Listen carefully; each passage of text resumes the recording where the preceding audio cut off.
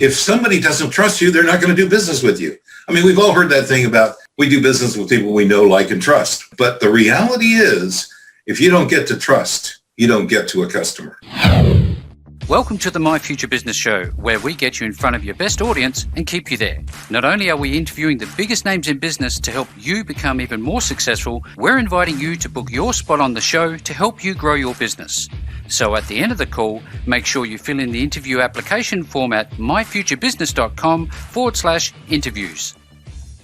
Hi, and welcome back to the My Future Business Show. It's Rick Nuske. I'm your host. It's wonderful to have you with us, and I hope you are doing well no matter where you are in this big, wide, wonderful world of ours. And thank you so very much for supporting the show, because it's making all of the difference, knowing that it is making a difference for you. Now, speaking about making a difference, I'm on the line with Master Consultant Marketer, Jerry Fletcher. Welcome to the show, Jerry.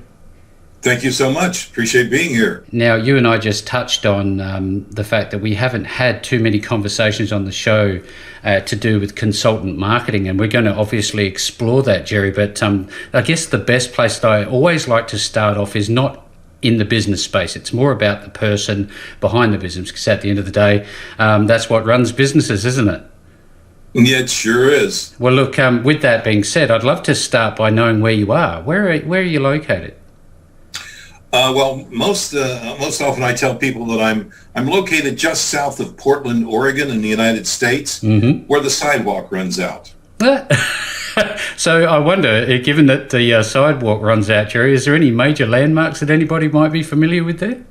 Well, I live in a place called Charbonneau, which is just south of the river, south of a little town called Wilsonville. Right. It's actually, if you imagine a gated community without gates, that's sort of what we have here. Fantastic. When you're relaxing, Jerry, do you have much that you're interested in? What's your thing? What do you like to do? Well, I used to like going out and hiking and walking and getting about, but COVID's kind of shut that down. Oh yes. I've become much of a homebody. So these days it's what can we whip up in the kitchen that we've never done before? Oh, you know? So you found a new thing, are you very good at cooking? Let's put it this way. You just open the refrigerator door and you say, can you fix anything from what's in there? And I guarantee I will fix something. You may not like it, but I'll fix it. You sound like me through and through. I wonder, do you follow any sports? Oh, I'm an American football fan. I because I've spoken on three continents, I've learned the difference between saying football and American football. Oh yes, there is certainly a difference. But I'm also a football fan. Fantastic. We have a couple of marvelous professional teams here in Portland. They're so marvelous you can't get tickets to them. Wow. Oh, yeah. Well, you touched on something that we're all experiencing and enduring, I guess you'd call it now, with the pandemic. I'd love to talk about how that's affecting business and in terms of, I guess, the way that you deliver your services and the technology that you might be using and all of that sort of wonderful stuff later in the call if we might. But what did you enjoy doing the most when you were growing up, Jerry? Oh, growing up. And there's a good reason for asking. I did like to play golf, and I still would like to play golf, but I've got two bad knees. So basically for me, I just can't do it anymore. I mean, as a professional speaker, walking through airports is sort of like the Bataan Death March for me. I can imagine. Are you doing much, given the COVID situation, I guess you're fairly well static in one location at the moment? Well, pretty much in my office. I live in a condo, and I've taken the second bedroom as an office. And when we didn't have really tight restrictions here for a while, so I still would have clients in and have meetings here, and I would also go out to clients to meet. So that wasn't too much of a problem. But now they've really tightened it down, and it's made life a little bit of a problem. I mean, sometimes I wake up in the morning and go, I have got to go somewhere. I'm going mental, staying home. Yeah. I ask about, growing up, because sometimes we find that, we are inspired as children and we get a direction very early on. Would you say that was fair for you? Not really. I was always a good student, Mm-hmm. and I enjoyed drawing and graphics and that sort of thing. Mm-hmm. So I actually have a degree as in advertising design, but I've never worked as a designer because I always was more intrigued with the marketing side of the business. So I've been an advertising guy, oh golly, since about 1960. In fact, if I don't know if in Australia folks saw the program Mad Men, but I was in New York during that era, Mm-hmm. and I can tell you it was true. It was that program true. was accurate. When art imitates reality. Oh yes. Now, I wonder, the focus of today's call, Jerry, is obviously sharing your insights and experiences, your wealth of knowledge that is needed to build a business that thrives in many different elements. And I know that you had a path at a certain stage, and then you were a part of something in Portland that you were fired from. Could you tell us about that and how that led to your consulting firm, Z-Axis? Oh, it was pretty straightforward. I was out having lunch and then doing some shopping, and got a text to come to a board of directors meeting, which I hadn't expected. So I walked in the door, and essentially they fired me. We basically, my board and I, agreed to disagree. This was the board that I very carefully nurtured and brought along as we did a full corporate buyout of the agency, Mm-hmm. so that all the employees were stockholders, which was fine. It wasn't really a big problem because I'd been through a very long year that year, and so I said, okay, fine. That works. And so I packed my desk, and I was out of there by the following Monday, and I was looking for something to do, as we all do. Yep. And because I had a daughter in high school, didn't want to move, I said, okay, fine. I'm going to start a consulting, marketing consulting operation, and let's see, how can I possibly do that? Well, that leap of faith occurred in the middle of the night right after I, suffered this "we don't need you anymore" thing. And I said, okay, fine. So I sent a letter out to just 60 of my closest friends in the Advertising Golf Association. Mm-hmm. And I told them what I was going to do. And out of those 60 letters, 2 of them came back and said, good luck. 2 of them said, hey, would you like to work with somebody? Here's somebody I think you might want to work with. Good referrals. Yep. And 2 came back with, we've got this thing that needs doing. Can you do this for us? Ah. That was in 1990. And you never looked back? Never looked back. Now, I think it's important because this is a very different approach to marketing. It's not marketing in the general sense of the word. It's marketing for consultants. Now, can you explain to us, for the My Future Business audience, what that actually means? Okay, in simple terms, there is a group of folks that we might call independent professionals. Consultants are in that group. Coaches are in that group. Financial planners are in that group, and so on. There are all these people that basically are consultants. They provide services to folks to help them do something better, whether it's build your business, build the leadership in your business, handle your financial matters. There's all kinds of folks that do this sort of thing. Yeah. But the difference in their business is that you can't advertise very well and get that business. What you have to do is understand that it is a business based on referrals, which generally come from networking and or, as I found early on, speaking to larger groups. And so basically what I've done is I've developed that particular niche, if you want to call it that, Yep. over the years to the point where I can now work with just about any kind of consultant. And I won't say guarantee, but I will say that we're pretty darn sure that they're going to have a striking increase in their business, particularly in their revenues, if they do what they have been trained to do. Yes. Go ahead. No, absolutely. I'm listening intently because I think it's important, because I'm sure there will be people listening, rubbing their hands together going, you know what, I am that consultant now that you've described it that way. Well, and then the problem is pretty simple. Because you can't use any of the usual media to build your business. You need to find ways to brand yourself. Let's put it that way. Yeah. And what I found is that trust is the shortcut to brand. There's no other way to describe it. Let me tell you a story, if you don't mind. Absolutely. How this came to me. I mean, and all of us need folks that can help us, that can guide us along the way.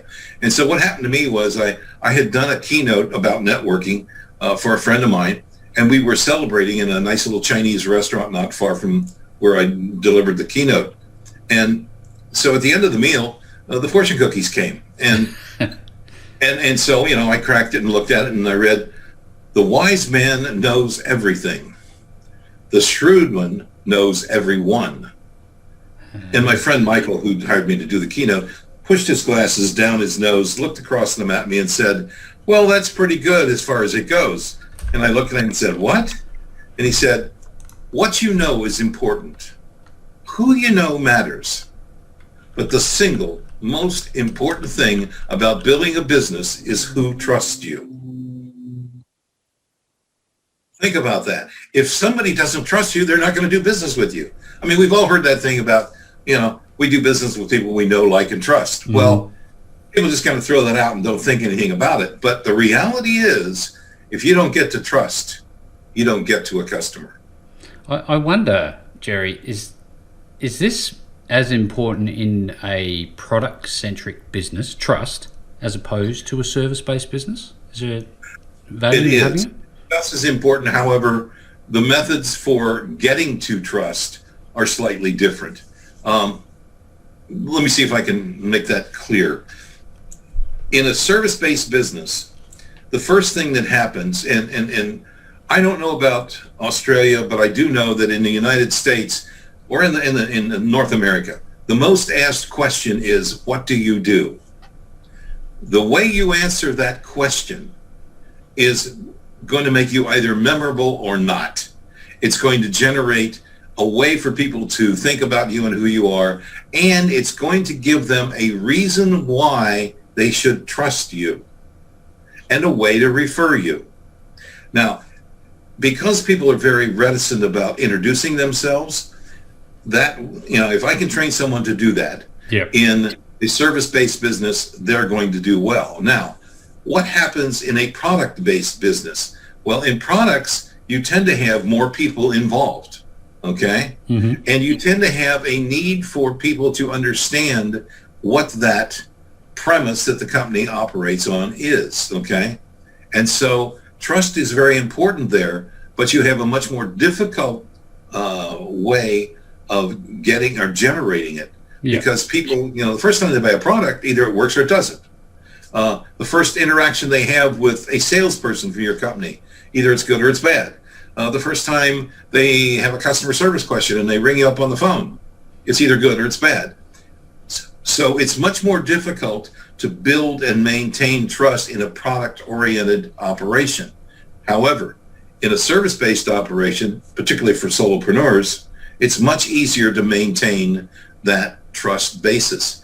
Even when you move to multiple employees in, say, a consulting operation, if those employees know and understand exactly who you are, what you are, and how you operate, you're going to have a much easier task of it.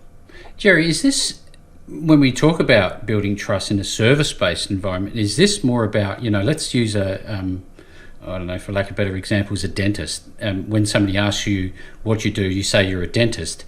Is it better for you to be saying, "I transform your teeth in so that you have an amazing white smile"? Is that what you're saying? Sort of suggesting? Well, in part, I wouldn't say it that way. I'll put it that way. I wouldn't say it that way. What I would say is something like, "I give you a smile that you want to share." Yeah. Yep. You see, so the benefit accrues to the person asking the question, okay, yep, and the fact that you provide it.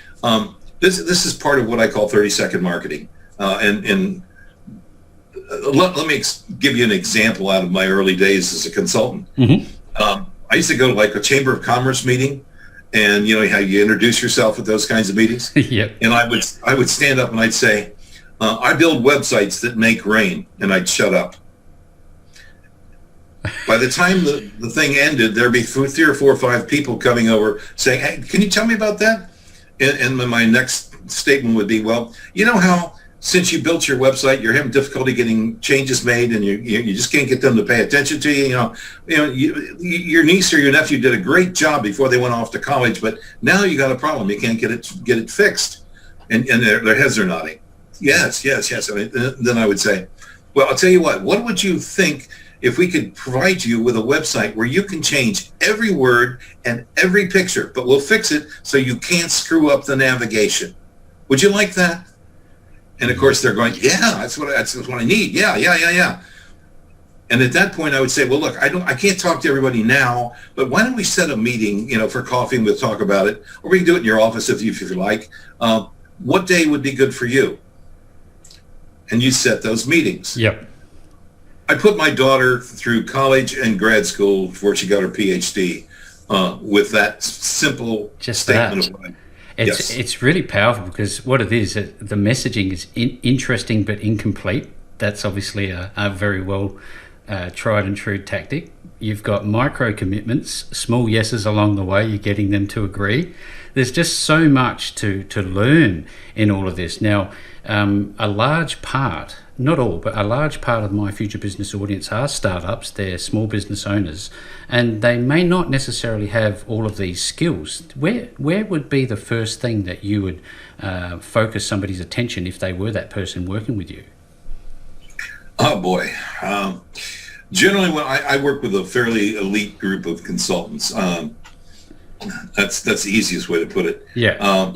That can afford it. So startups, I've worked with a few startups. Generally, that's because I've been referred in by a current client.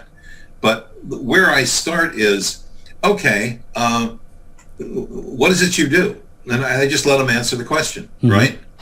And everybody tends to say something that's generic, like, well, I'm a CPA, or I build websites, or they do all that generic.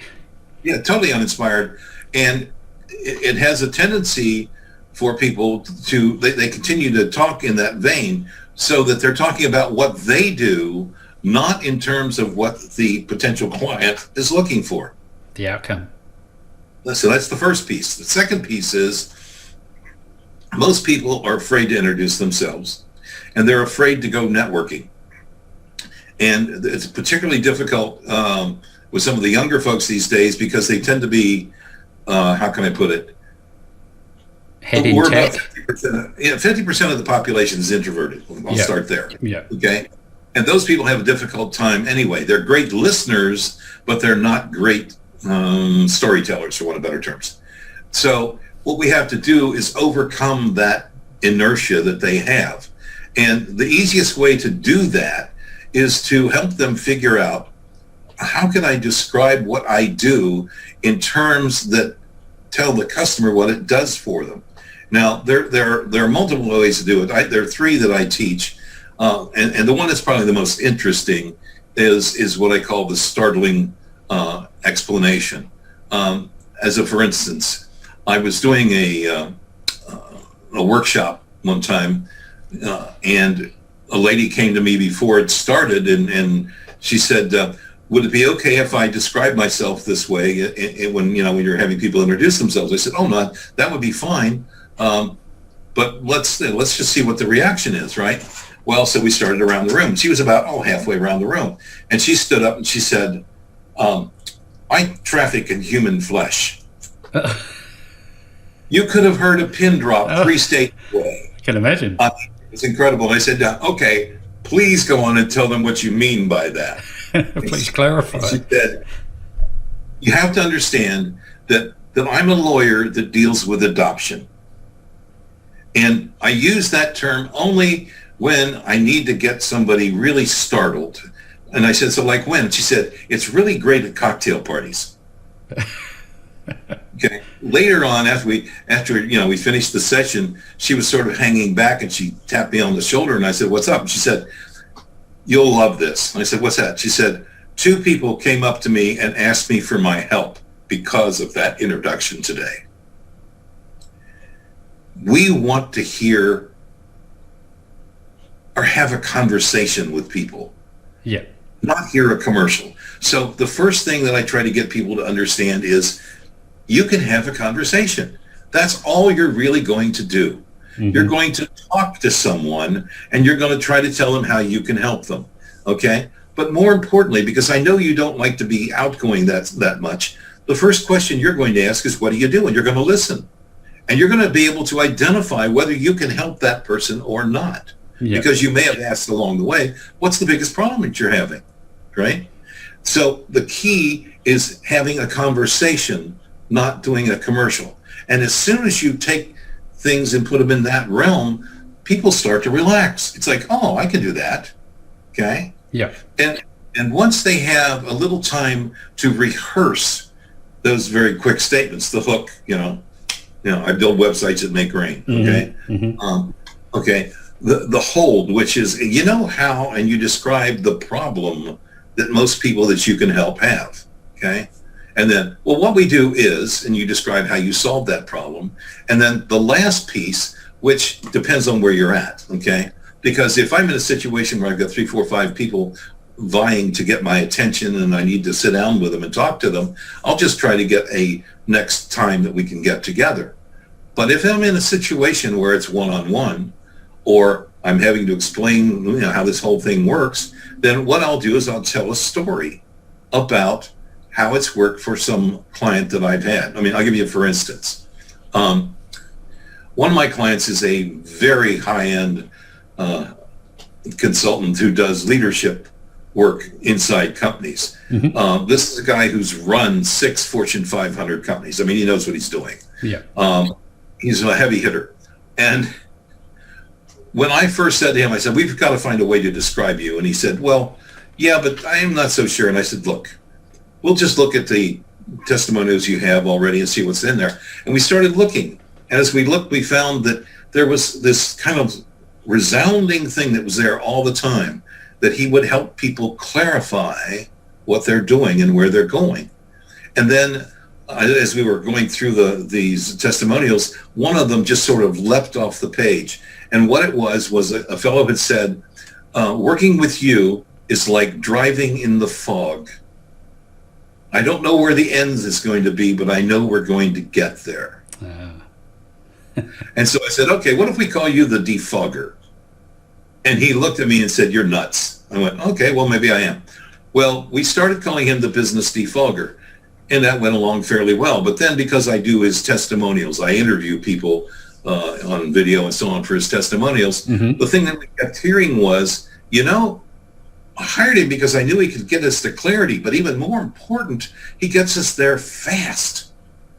Yeah. Fast. So I said, okay, let's change your basic, signature line to the business defogger and accelerator.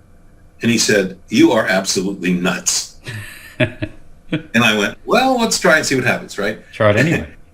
He would try it anyway, because that's the way you find out whether these things work or not. So he went out and he tried it. And he said, I thought you were nuts, but the reality is everybody gets it. Nobody forgets it. And the key factor is my revenues have tripled since we did that. Now, I bet you people that are listening to this are going, that's very interesting. I'd like a piece of that. Now, Jerry, you've touched on storytelling, you've touched on failure, you've touched on leadership. I'd love to expand more into those conversations if we could. Starting with the leadership, what are some of the qualities that you see that are common in good leaders that you've worked with? I love it. The client that I'm talking about who works with leadership, mm-hmm. One of the things we discovered for him was that there are so many myths out there about leadership. We decided we tried to get rid of some of them. So we've done a video series called Myths, and he wrote a book here not too long ago, and he was doing interviews on the radio and podcasts and so on. And everybody who had a copy of the book wanted him to talk about myths. And so now we're building a book on myths.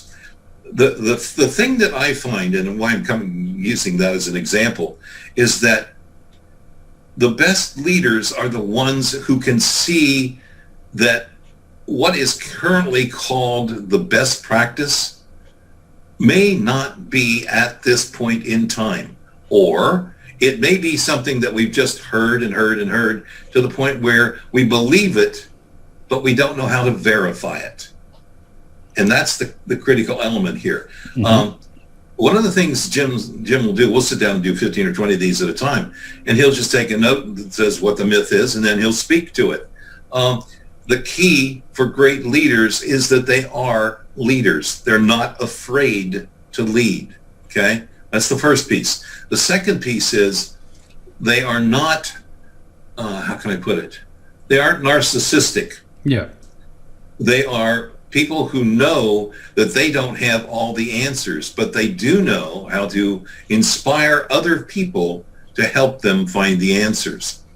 And they are, in most cases that I've found, and I've worked with so many now, it's kind of scary, but in most cases, they are people who are capable of admitting where their faults are, where their problems are, and saying, okay, this is where I really need support and help. Okay? Yeah. But they also know where their strengths are, and they're not afraid to lay that down and say, this is where my strength is, this is where I can make a difference in this organization. And that's the quality of leadership that I look for. The other thing that I look for is empathy. And there's one other major kind of factor in there, and that's consistency. One of the key things in trust, which is the other area we were talking about, mm-hmm. is being consistent. If you aren't consistent, you're never going to get to trust. And good leaders are always trusted. There's just no question about it. Absolutely. I wonder, I was thinking about this reference to inspiration. Who's inspiring you at the moment? Oh, golly. Well, again, I like I said, I work with just a few, just a few clients at this point. I try to keep the number of direct clients fairly low, and we take it as it comes. But anyway, some of them are inspiring me. A financial planner I know inspires me. The leadership guy inspires me. Another, consulting client who is, I don't know how to explain this, but I'll try to simplify it. Yeah. Basically, what he does is he'll go into a company and he'll say, okay, you got a problem. You're not quite sure what it is. Let's look at your numbers. Okay.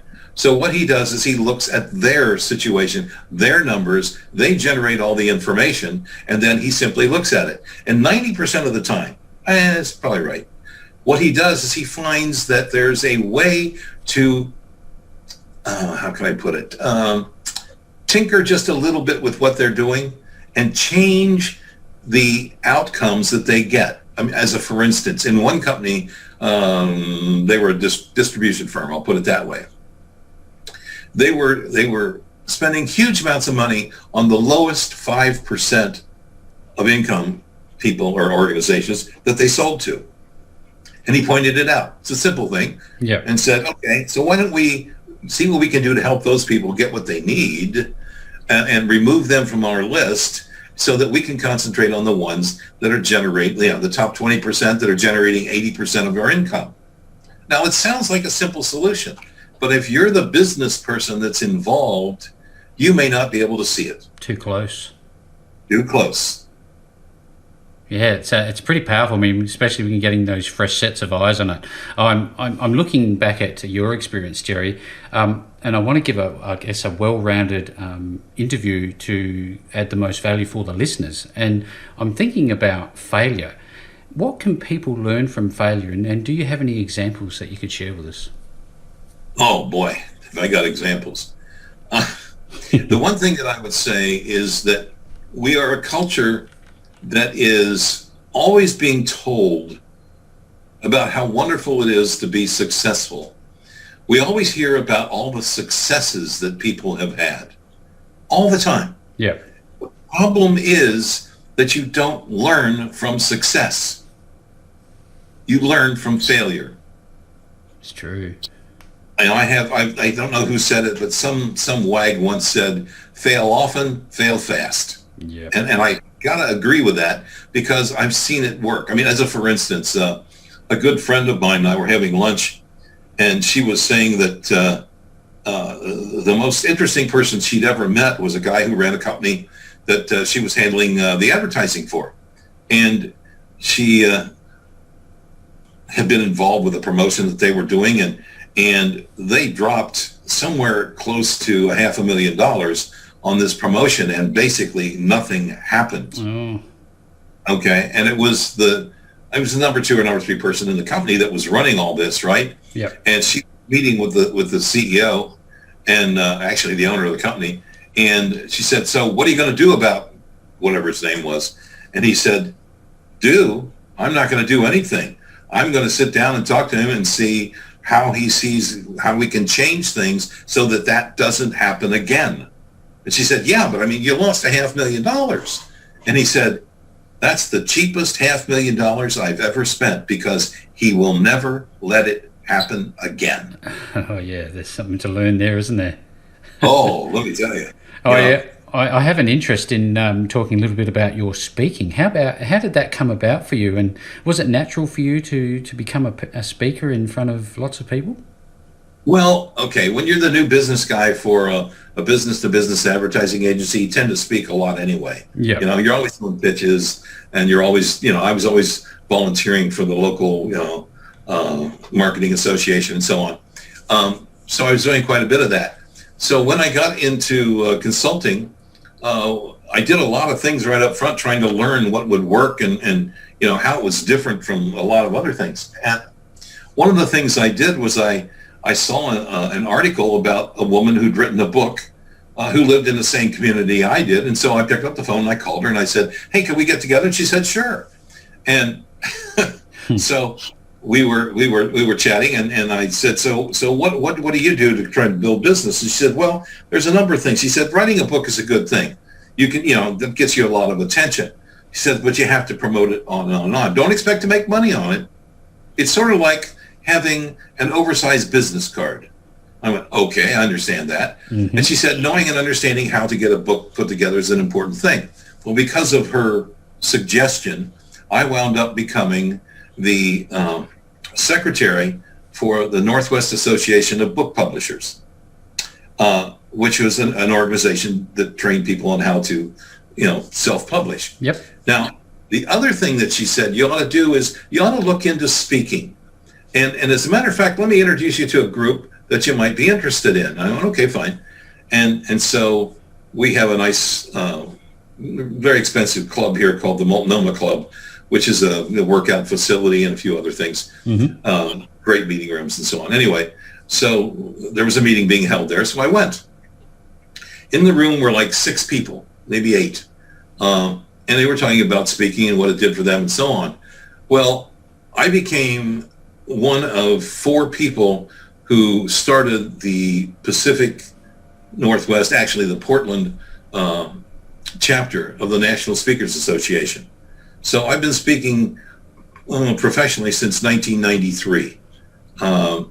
And I did it because it was the easiest way to get in front of more people that could become possible prospects, yeah, or leads, whatever you want to call them, mm-hmm. than any other way I know. As a matter of fact, I've been asked 3 times last week if I would write a book or build a program or whatever to help individual businesses learn how to speak to build their business, which I'm thinking about. I will probably do it. Another opportunity. I'm looking through your websites. There's a number of them. You've obviously got another called Networking Ninja. You've got Z-Access, and you've got your speaking website.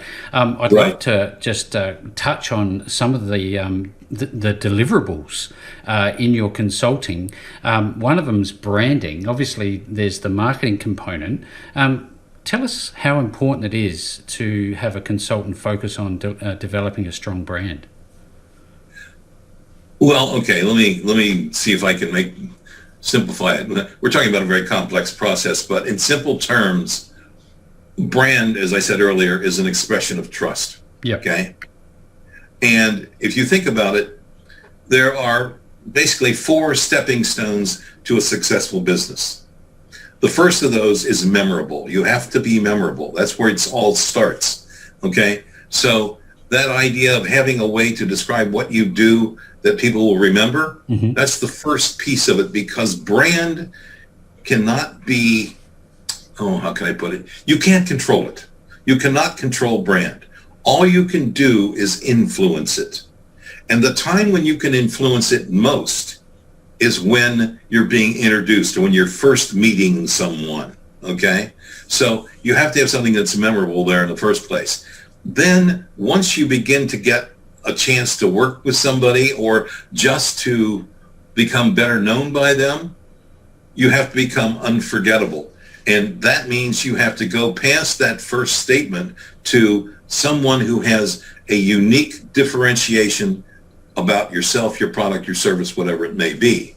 Okay? Yeah. And then once you get the business, you need to become indispensable. You need to be the person that they go to for that kind of information and material. You need to be the company they buy that kind of product from. You need to be and where I grew up in a town that was a Chevy town. The next town over was a Ford town. Nobody could tell you why that was the case. It just was. It just is. Okay.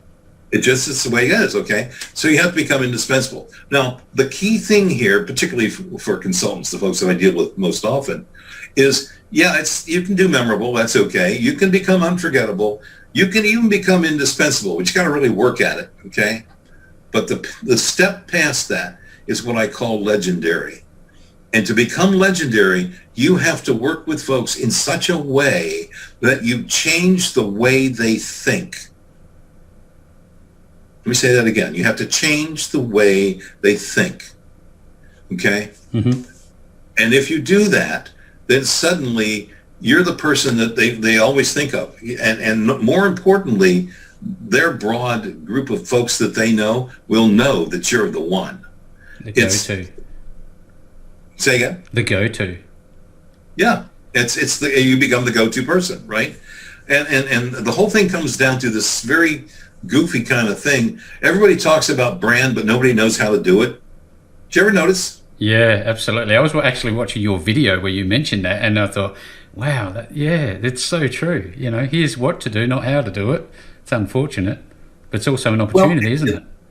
Well, the problem is it's one of those, how can I put it, buzzwords that have kind of rounded into the culture. Yep. And everybody talks about it, but again, nobody really knows how to do it. And part of that is that, as I said, you can influence it, but you can't control it, okay?